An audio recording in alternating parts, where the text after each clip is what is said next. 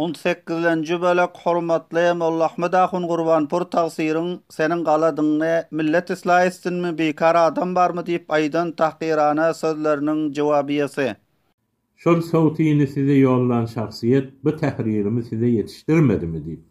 Muftijan, millet seniň haçan iştibahyny dogrulap sowty iyi berersiň diýip ýerinde gezip ýören bekar barmy? Ya seniň haýsy sözüň iştiba, haýsy sözüň sahihdigini awamyn nas ne bilsin? Hamidan we musalliyan, hormatly Molla Ahmed Ahun Gurbanpur tagsyr. Sen gepe galat düşünýärsiň. Amal jüzi iman däl diýip tahriri petwa berentim. Sowtyda amal jüzi iman diýip aýdan soň, sen bekar we nakara bolmasaň nädip meniň petwalarymdan habardar bolup bilýärsiň. Seniň her kışlagdan elipbadan behabar ýawarlaryň bar. Şolar seniň galadyňy islah etjek bolup derbeder. Şol sowty sana yetişdiren şolar bolmaly. Bolmasa sen alimul gaýb dälsiň, her bir zatdan habar bolup bileriň ýani. Şol ýawarlaryň gije gündi seniň yaramadyňy ýagşy etjek bolup yalan ýaşryk sözler bilen derbeder bolup ýörler. Ikinciden hormatly ahunda da milletin gözüne toprak urmanyny goý. Öz muddaany gelde isbat et. Sen aýtýorsyň, ya Şeyh Abdulkadir Jilani maňa ogul ber, goýa gyz ber, goýa palan müşkülümi hal edip ber diýip çağırsa jaiz diýip petwa berýärsiň. Goýa Hoja Bahauddin Naqşbendi maňa ogul ber, goýa gyz ber, goýa falan müşkülümni hal edip ber diýip çağırsa jaiz diýip petwa berýärsiň. Bizimle itaat edemiz var.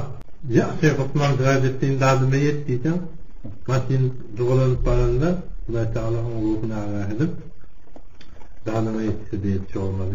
Yani yaratsa tavırtıda var, tamam ahlaklarda var. Şol mudda'any ilmi kelam bilen we ilmi fıkha bilen isbat et. Fe in lem tef'alu ve len tef'alu, isbat edip bilmesen, onda awwalan Hudaý Taalanyň alynda tövbe et, saniyen millet-i Türkmeniyege uzur halyk et. Üçlenciden her kim öz iştibasyny özü islah etse kem bolmaz. Törtlenciden tubany maňa etjekmi diýen gepiň aýdypsyň. Bir şagirdiň aýdypdyr, Ahmed Ahun, Yarjan Ahun, teňli tany hemmämiziň akydamyz bir akyda diýip aýdypdyr. Men şeffaf elam edýän. Eger meniň akydama ýetik bolan bolsa, Ahmed Ahun bilen zerre meniň akydam aýry däl. Ne Ahmed Ahun, Yarman Ahun tahir, teňli tahir tamam Türkmen saran büjül Wahhabiyla. Hemmämiziň akydamyz bir akyda. Bizim ol tevessül barada, dua barada, şularyň da hiç akydamyzyň aýry ýeri ýok.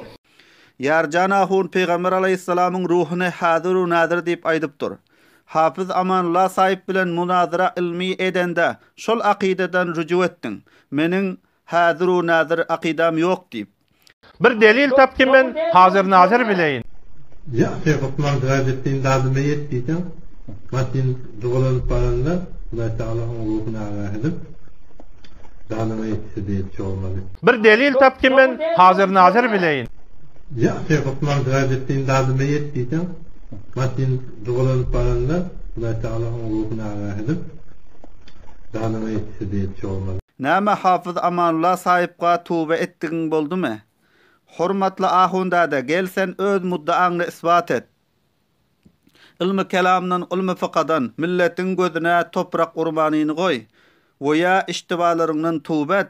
Sofa Allah yar rahmetullahi aleyh aýtýar, deri tövbe açykda istemaqsud, deri tövbe açykda istemaqsud, iş ötgen soň puşaymandan ne çüksut, iş ötgen soň puşaymandan ne çüksut.